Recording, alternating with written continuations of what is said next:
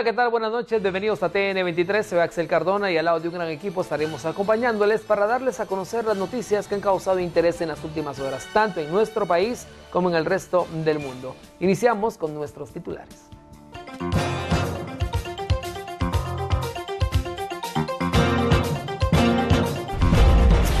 Brian Jiménez será extraditado la próxima semana a Estados Unidos por caso de corrupción en la FIFA. Proyecto busca sustituir la bolsa segura por una tarjeta de débito. CICIG recomienda replantear estrategias claras para solucionar el hacinamiento en cárceles y evitar amotinamientos. Suspenden consulta externa en 11 hospitales nacionales por falta de pago de bono a médicos residentes. 55 edición de la Caravana del Zorro espera participación de 50.000 motociclistas. En internacionales, Papa Francisco se reúne con presidente iraní y le pide su intervención para frenar el terrorismo y tráfico de armas. Bien, recuerda que nos puede seguir a través de la plataforma virtual www.chapintv.com y vernos completamente en directo desde su dispositivo móvil. Iniciamos rápidamente y es que continúa la crisis en el sistema de salud. Este martes se conoció de la decisión de suspender la consulta externa en 11 hospitales nacionales. Esto por falta de pago de bonos a médicos residentes.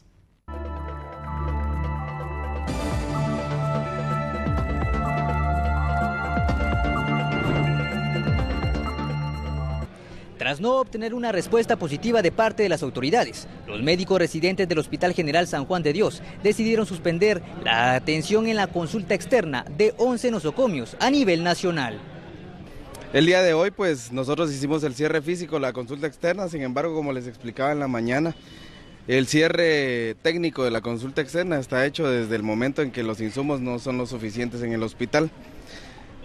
El día de hoy, pues nosotros ya tomamos cartas en el asunto y se cerraron físicamente las consultas externas, se les explicó a los pacientes, se les reprogramaron todas sus citas.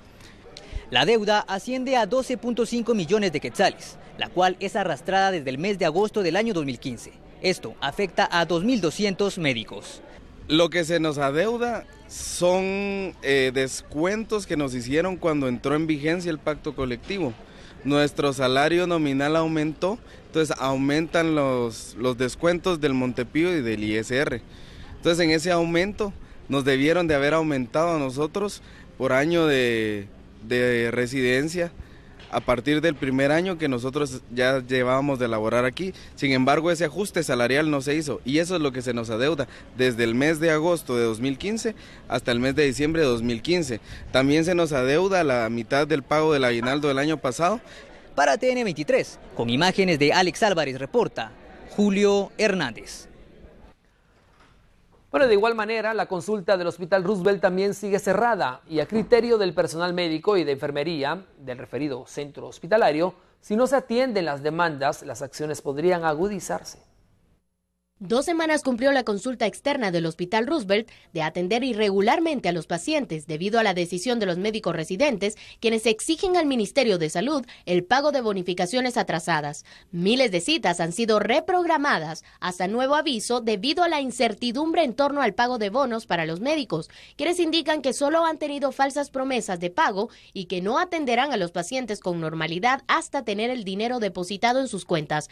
A nivel nacional, son casi 3.000 médicos residentes los afectados por el atraso de este pago y en total la deuda suma unos 12.5 millones de quetzales según los galenos.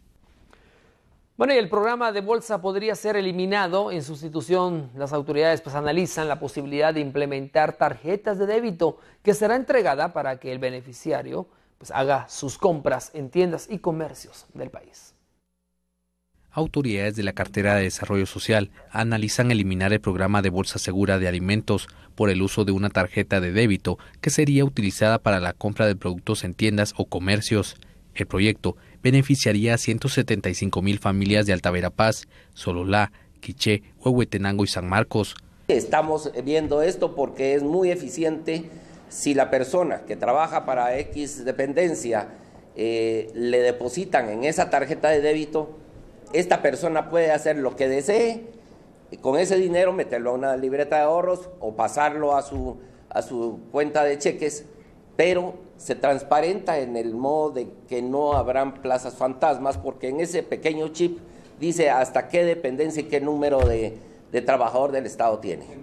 Moreno Cordón estima que el desembolso por beneficiario sería de 300 quetzales trimestralmente. Por aparte, el funcionario expone que analizan la recontratación de personal luego de la protesta que realizaron miembros de dicha cartera en la Plaza de la Constitución. Según la nómina de septiembre que tuvimos acceso, teníamos 3.500 personas. Es demasiado para este ministerio. Sé perfectamente que no se firmaron muchos contratos, aproximadamente 900 que no se firmaron, que es gente del interior de la República principalmente. Bueno, y para nadie es un secreto que el hacinamiento de las cárceles del país es una verdadera bomba de tiempo y que a criterio del comisionado de la CICIG, Iván Velázquez, es necesario replantear estrategias claras que den una pronta solución a este problema. Como un grave peligro para la seguridad del país, catalogó el comisionado de la CICIG el hacinamiento de los centros carcelarios. Asimismo, indicó que también existe un riesgo latente en la seguridad y convivencia de los privados de libertad. Me impactó el tema del sistema penitenciario y la afirmación de existir 2.000 personas, 2.000 presos que ya habrían cumplido pena y todavía se encuentran privados de libertad. Yo creo que se debería hacer una gran jornada.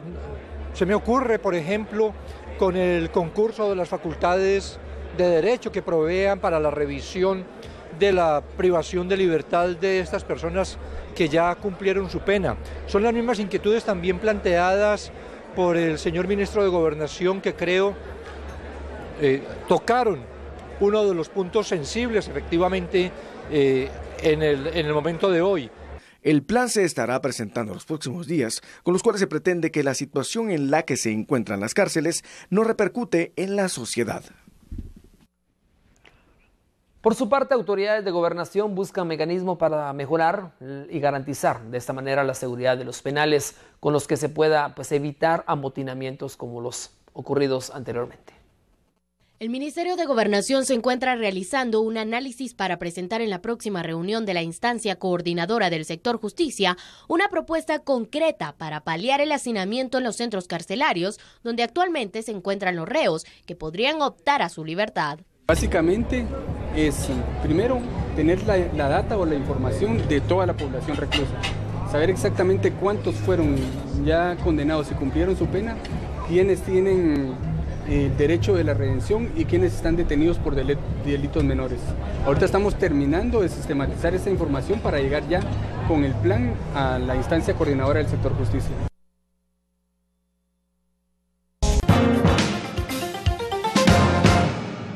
Gracias por continuar con nosotros. Seguimos informándole. En el Congreso de la República quedó integrada la Comisión de Postulación para la elección de magistrados de la Corte de Constitucionalidad.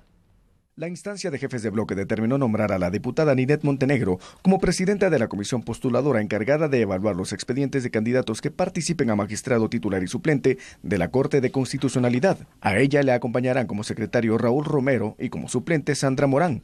Los tres parlamentarios indicaron que estarán trabajando como comisión los días lunes y viernes y desde ya exigen idoneidad y profesionalismo de los aspirantes que presenten sus expedientes. La comisión de postulación deberá ser vigilante y respetuosa de que se cumplen todos los pasos que están establecidos en la ley de postulación, pero también de tener los más amplios criterios éticos y académicos para la selección de las personas que se postulen y además tener una total apertura a todos los sectores de la sociedad civil directa e indirectamente involucrados en que estas reuniones de trabajo puedan ser públicas y puedan asistir quienes así lo deseen. Además indicó que no descartan finalizar el trabajo de elección a más tardar a finales del mes de marzo. El trabajo se iniciará este viernes a las 10 de la mañana en el Salón del Pueblo. Y es aquí donde definiremos ya el perfil y los criterios de selección para poder empezar a recibir las currículas de las personas que aspiren a ser tomados en cuenta como candidatos a magistrados titular y suplente de la Corte de Constitucionalidad. Esperamos tener concluido este trabajo. Sabemos que la fecha de toma de posesión es el 14 de abril, por lo tanto esto exige y obliga a que nosotros a finales de marzo tengamos ya concluido el trabajo. Bueno, hasta el momento han sido pocos los interesados que se han acercado a la mesa receptora de papelería instalada en la Corte Suprema de Justicia para solicitar los requisitos que deben presentar para así participar en la elección titular y suplente de la Corte Suprema a la nueva Corte de Constitucionalidad. Pocas personas se han acercado a la mesa receptora de papelería en el lobby de la Corte Suprema de Justicia para solicitar un listado de los documentos que deben presentar para participar titular y suplente a la nueva Corte de Constitucionalidad. Según una empleada asignada a la mesa, ningún aspirante ha entregado la documentación respectiva. 8 personas se han acercado para pedir un listado de los documentos que decidieron los magistrados para la recepción de los expedientes. La documentación se estará recibiendo de lunes a viernes de 8 de la mañana a 3:30 de la tarde. El expediente debe ser entregado en original y copia.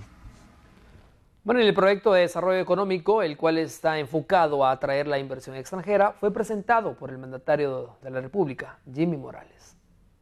Junto a funcionarios de distintas carteras y empresarios, el presidente de la República, Jimmy Morales, dio a conocer su proyecto de desarrollo económico, el cual se enfocará en la atracción de inversión extranjera, fortalecimiento de aduanas y mejora turística.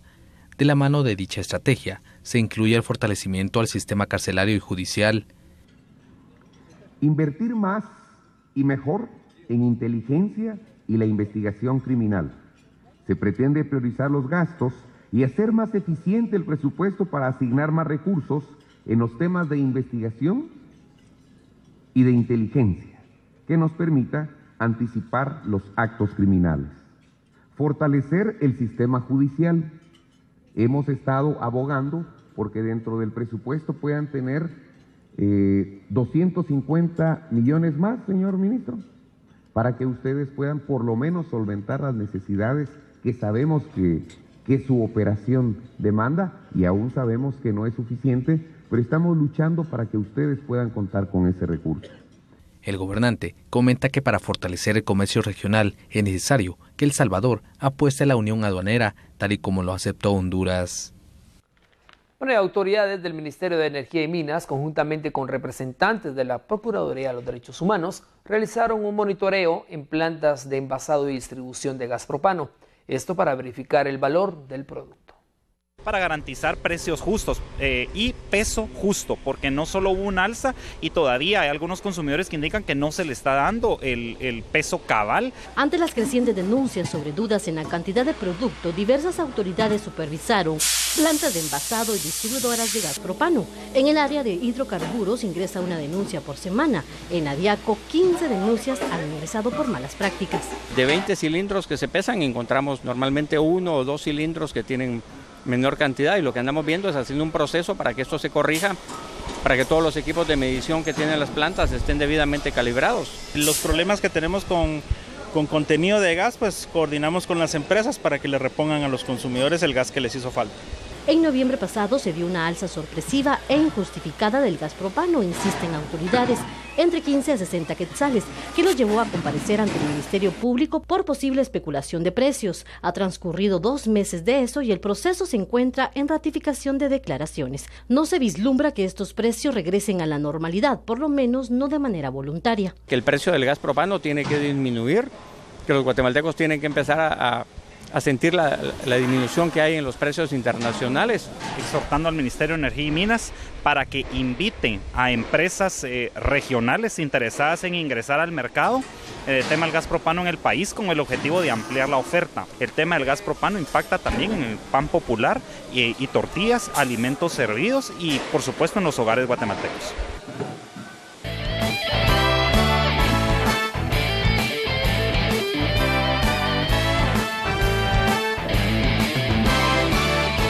Bueno, y ahora es momento de dejarlos con un completo resumen de la actividad deportiva en diferentes disciplinas. Este miércoles vuelve la actividad en la máxima categoría del balompié guatemalteco, tercera jornada del torneo clausura en la Liga Nacional que se inicia a las 12:30 del mediodía en el estadio Manuel Felipe Carrera del Trébol Municipal, recibiendo al cuadro Xelajú Campo Seco, los dos necesitados de puntos. A las 3 de la tarde en el David Cordón Hichos en Guastatoya, El Progreso, el cuadro de Guastatoya recibe al Alicaído Comunicaciones, que también quiere resurgir. A las 3:05 de la tarde en el mítico Estadio Revolución de Ciudad Universitaria, Italia. Los universitarios contra los toros, duelo que enfrenta a dos que luchan por salir de la zona del descenso. Es partido directo a las 7 de la noche en el estadio Verapaz, el José Ángel Rossi. Los príncipes azules de Cobán Imperial reciben a uno de los colíderes, el cuadro del Deportivo Suchitepeques. Luego a las 8 de la noche, enfrentamiento entre dos que todavía no ganan. En el Julio Armando Cobar de San Miguel Petapa, los periquitos reciben a los Leones Occidentales. Y a esa misma hora, duelo de líderes en el estadio La Asunción, en Asunción Mita Jutiapa. Los Super Conejos del Deportivo Mictlán reciben al actual campeón y líder del torneo nacional, el cuadro de Antigua Guatemala. Así se va a disputar la tercera fecha en la Liga Nacional del Fútbol Guatemalteco, torneo clausura. Bien, estamos de regreso con más noticias y el proyecto, precisamente el ministro de Economía, Rubén Estuardo Morales Monroy, se pronunció sobre la propuesta que buscaba la devaluación del quetzal frente al dólar. La política cambiaria no es una medida aislada que se debe tomar, sino que es parte de un conjunto de la política macroeconómica que ha sido de lo más valioso para el país. De parte mía, transmitirle a la población, a los actores económicos, que esto no se está considerando, que fue un rumor, o bien intencionado o mal intencionado, lo desconozco, pero sí transmitir a la población de que nosotros como Gabinete Económico, Junta Monetaria, el tema no se ha discutido, e insisto en que deberíamos discutir más o insistir en diferentes autoridades y nosotros como gobierno, por supuesto, en implementar otras políticas que nos den competitividad. Bueno, por su parte, también el presidente del Banco de Guatemala, Sergio Recinos, se pronunció respecto a los rumores sobre la devaluación del quetzal frente al dólar. El presidente del Banco de Guatemala dio a conocer su postura respecto a las especulaciones que han girado en torno al incremento en el cambio del dólar ante el quetzal. Pero lo que le puedo decir es que en Junta Monetaria no se ha tratado el tema. La postura del Banco de Guatemala es que el mecanismo actual es el mecanismo adecuado, donde el tipo de cambio se determina por la libre oferta y demanda, como ustedes saben, y al final ese es el mecanismo que menos distorsiones introduce, en este caso, a la economía. Nosotros, como Banco Central, contamos con una regla de participación que lo que busca es evitar fluctuaciones muy bruscas en el tipo de cambio, pero no afectando su tendencia. Es decir, se respeta que sea la oferta y la demanda la que determine el mismo. Así que yo creo que la población puede estar tranquila, no hay ningún elemento en la economía que se haya deteriorado para que se pudiera dar una depreciación en el tipo de cambio. Al ser cuestionado que si este fenómeno podría presentarse en mediano o largo plazo, esto afirmó. Mediano o largo plazo, eso dependerá de los fundamentos macroeconómicos, es decir, lo que va determinando cuál es el nivel del tipo de cambio en una economía, es el nivel de su producción, es el nivel de endeudamiento, el nivel en este caso de remesas familiares, que son un ingreso importante, cómo se comportan las exportaciones, cómo se comportan las importaciones, entre otros elementos. Bueno, y durante la tercera sesión plenaria ordinaria del Congreso de la República fueron presentadas 5 iniciativas de ley. Asimismo, fue aprobada la ley sobre el Tratado de Comercio de Armas de Fuego. Este martes se llevó a cabo la tercera reunión plenaria con la presencia de 148 legisladores, donde los diputados pasaron en primera lectura las reformas a la Ley Orgánica del Congreso, como también 5 iniciativas más.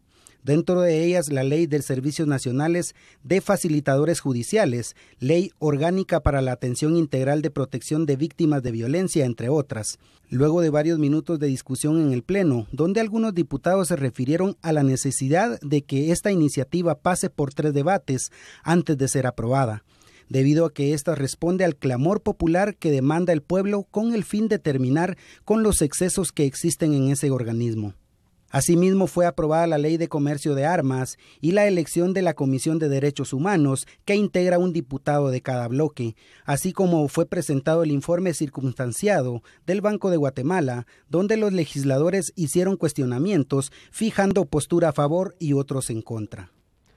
Bueno, en otras noticias, asociaciones de jóvenes solicitaron al gobierno el cese de las violaciones de derechos humanos contra ese sector y que dé prioridad, por supuesto, al derecho de la salud y educación, así como impulsar una política integral respetuosa de los derechos laborales para promover de esta manera un trabajo digno. Que tengamos acceso a la educación en todos los niveles, en todos los municipios y que no se restrinja el derecho a ninguna persona. 3. Que se ponga en especial atención e implementación acciones para prevenir, erradicar la violencia, de manera específica la violencia sexual. En cuanto a las estadísticas que se presentan en Guatemala, es alarmante que muchas mujeres mueran y que a la vez sean víctimas de violaciones.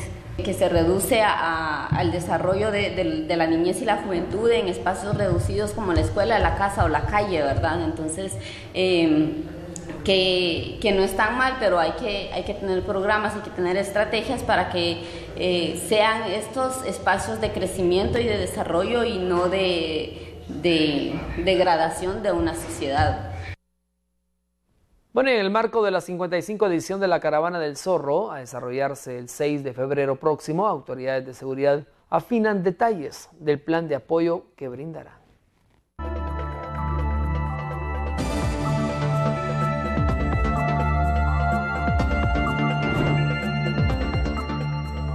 Autoridades de seguridad, cuerpos de socorro y de tránsito realizaron los últimos ajustes al plan de apoyo que iniciará la próxima semana en el marco de la 55 edición de la Caravana del Zorro, a desarrollarse el 6 de febrero. Para este año se espera la participación de más de 50.000 motoristas. Para ello se reforzarán los controles en carretera. Con más de 50.000 motoristas que estarían participando en la Caravana del Zorro este 6 de febrero. Esta reunión fue para poder afinar detalles de la participación de todas las instituciones, puntos estratégicos en la ruta al Atlántico, que es todo el recorrido de los peregrinajes que se realizan hacia el interior del país directamente a Esquipulas. Por lo tanto, participaron cuerpos de socorro, Ejército de Guatemala, Provial, PMT Ciudad de Guatemala y también el Departamento de Tránsito. Se tiene establecido que el año 2013, a través de las estadísticas del Observatorio Nacional de Seguridad del Tránsito, es el año donde se registraron más hechos de tránsito. 2013, 8 hechos de tránsito, 4 fallecidos y 11 lesionados. Para el 2014 se reportaron 0 hechos de tránsito y el año pasado, el día del recorrido hacia Esquipulas, se registraron 13 hechos de tránsito, una persona fallecida y una persona lesionada. Estamos hablando solamente el recorrido de Guatemala hacia Esquipulas, y los hechos lamentablemente se incrementan cuando ya retornan los motoristas, no en una sola caravana, sino por bloques y muchas veces en estado de ebriedad.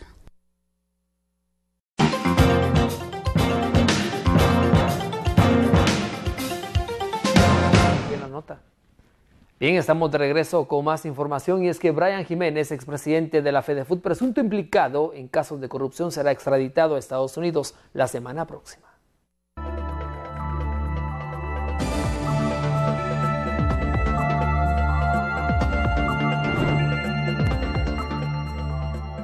Brian Jiménez, exdirectivo de la Federación de Fútbol Nacional de Guatemala, será extraditado la próxima semana hacia Estados Unidos para que responda por diversos delitos cometidos en el ámbito futbolístico. Según el abogado defensor Francisco García Gudiel, entregaron el pasaporte de su patrocinado. La extradición podría ser el jueves o viernes de la próxima semana. Acortamos ese plazo y nosotros aportamos el pasaporte voluntariamente, y con eso ya nos ahorramos un mes más de trámite, por lo cual la Dirección de Asuntos Jurídicos le informará a la Embajada Americana que ya cuenta con pasaporte, que ya está listo para viajar a Estados Unidos, y ya solo es de esperar la fecha que la Embajada y el gobierno de Estados Unidos fijen, y estaría siendo entregado en extradición. Eso calculamos nosotros que va a ser entre jueves y viernes de la otra semana. Según el defensor jurídico García, la familia de Jiménez contrató a un bufete de abogados en Estados Unidos, quienes se presentaron al juzgado respectivo para solicitar copia de la acusación en contra de su patrocinado. Está en manos de un bufete del caso de Brian, ya están trabajando por el caso de Brian, y en cuanto él llegue, pues va a ser asistido por abogados particulares contratados por la familia. El 12 de enero de este 2016 fue capturado Brian Jiménez en un apartamento en la zona 14 capitalina. Estuvo prófugo de la justicia desde el 5 de diciembre de 2015. Ante el Tribunal Quinto de lo Penal aceptó ser entregado al país del norte para resolver su situación jurídica. De esa cuenta, la primera semana de febrero será extraditado a Estados Unidos. Reporta para TN23, Pedro Pérez y Hugo Morales. Bueno, tras finalizar el juicio en contra de 13 personas que han sido colaboradores de los Zetas en Chiquimula, los procesados solicitaron su libertad inmediata, indicando ser inocentes de lo que se les señala. En el Tribunal B de mayor riesgo finalizó el juicio en contra de 2 hombres y una mujer, sospechosos de haber sido colaboradores de los Zetas en Chiquimula. El Ministerio Público los acusa de haber atacado con arma de fuego y granadas la discoteca Blue Moon. Al parecer, el objetivo era eliminar a la propietaria del negocio. En su última palabra a las juezas, los procesados pidieron por amor a Dios que les den su libertad inmediata. Mi petición es que ustedes examinen bien porque no tengo nada que ver con esto. Y lo que le pido en el nombre de Dios, que me den mi libertad. Ya tengo 4 años de estar privado de mi libertad. Que me den mi libertad inmediata. Gracias al tiempo que llevo detenido, perdí mi casa, me violaron a mi hija. Solo le pido que en nombre de Dios, que las ilumine y... No soy Zeta, no pertenezco a ningún grupo criminal, como lo dijo el Ministerio Público, refiere el procesado Omar Madrid, rechazando la acusación en su contra. Me acusan de algo que yo realmente no tengo nada que ver, yo no he participado en nada de nada. ¿Ya? La persecución que vamos a tener en la calle, ¿ya? Por algo que yo no soy y se me acusa de que soy Zeta, yo no soy Zeta. ¿Ya? Bueno, gracias a Dios estoy aquí. Si no, ya me hubiera matado la gente, que los dueños de la discoteca o cosas que se han hecho. Me están acusando a mí de algo que yo, ¿ya? Ante Dios, ¿ya? Soy inocente. Las juezas del tribunal resolvieron finalizar el debate oral y público el lunes 1 de febrero. Analizarán los medios de investigación que presentó el MP y los argumentos de los abogados defensores para resolver la situación jurídica de los y la procesada. Reporta para TN23 Pedro Pérez y Hugo Morales. Por otro lado, el Ministerio de la Defensa niega señalamientos en su contra por el caso Creón Paz e indica que se pondrá a disposiciones de la justicia. Recientemente se interpuso una solicitud de antejuicio en contra del ministro de la Defensa Williams Mansilla por su presunta vinculación en un caso que se está ventilando en los tribunales de justicia y se juzga a varios militares retirados. Ante ello, el titular de la cartera indicó que aún no ha sido notificado de la acción legal, sin embargo, está en la disposición de la justicia. Entiendo que el proceso tiene un curso, pues si vamos a ir atendiendo las facetas de esa demanda, pues yo me siento tranquilo, considero que he hecho las cosas dentro del marco legal, he hecho las cosas con responsabilidad, pues y con honor, por supuesto, esperando que sean estos entes encargados los que verifiquen y determinen la demanda si es justa o no. La solicitud de antejuicio interpuesta en contra del funcionario es por los delitos de incumplimiento de deberes y abuso de autoridad. Un ataque armado en contra de un microbús dejó al piloto y pasajero gravemente heridos. El hecho se produjo en las cercanías de un establecimiento educativo en el Boulevard Sur de Ciudad San Cristóbal. Un ataque armado en contra de un microbús del transporte público se registró en el Boulevard Sur, Ciudad San Cristóbal, zona 8 de Misco. El atentado dejó como saldo 2 personas heridas trasladadas a la emergencia del Hospital Roosevelt por bomberos municipales. Las víctimas fueron el piloto de la unidad y un pasajero. En las últimas 2 semanas, los pilotos de estos microbuses han sido víctimas de 2 ataques por parte de un grupo delictivo que les cobra la extorsión. Debido a esto, los transportistas suspendieron el servicio, afectando a cientos de usuarios. Bastante afectados porque no hay otra alternativa para viajar a este lugar, ¿verdad? O sea, ahorita están todos los ruleteros allá y la gente esperando. Entonces sí nos afecta bastante, ¿verdad? Es cierto que es lamentable la muerte de un piloto, pero también es lamentable que el usuario tenga las consecuencias. ¿Cómo se tienen que transportar ahora? Pues lo que dio, no sé, licencia, no dieron un jalón en un camión, pues no es de todos los días. Las personas se vieron obligadas a pagar cuotas de 5 a 10 quetzales para poder transportarse por medio de pick-ups o taxis. Para TN23, con imágenes de Alex Álvarez, reporta Julio Hernández. Una vivienda resultó afectada por un incendio que se registró en un asentamiento ubicado en la colonia Niño Dormido, esto en la zona 7 capitalina. Cuerpos de socorro pusieron a salvo a 2 personas. En horas de la mañana, un incendio se registró en una vivienda de lámina, ubicada en un asentamiento al costado de la colonia Niño Dormido, zona 7 capitalina. El asentamiento se encuentra dentro de un barranco, lo que complicó en gran manera el trabajo de los socorristas que atendieron la emergencia. El inmueble sufrió daños debido a las llamas. Los bomberos rescataron a 2 personas quienes fueron atendidas únicamente por crisis nerviosa. Al lugar llegaron motobombas de los bomberos voluntarios y municipales, pero no pudieron ingresar hasta el punto de la emergencia, por lo complicado al momento de acceder. Los socorristas indicaron que este tipo de viviendas, ubicadas en barrancos o lugares de difícil ingreso, ocasionan que las personas que las habitan corran mayor riesgo en momentos de reportar ciertas emergencias. Para TN23, Alex Álvarez y Julio Hernández. Bien, de esta manera hemos finalizado la información más destacada a nivel nacional e internacional. Síganos a través de www.chapintv.com y véanos completamente en directo, en vivo. Hasta pronto, buenas noches.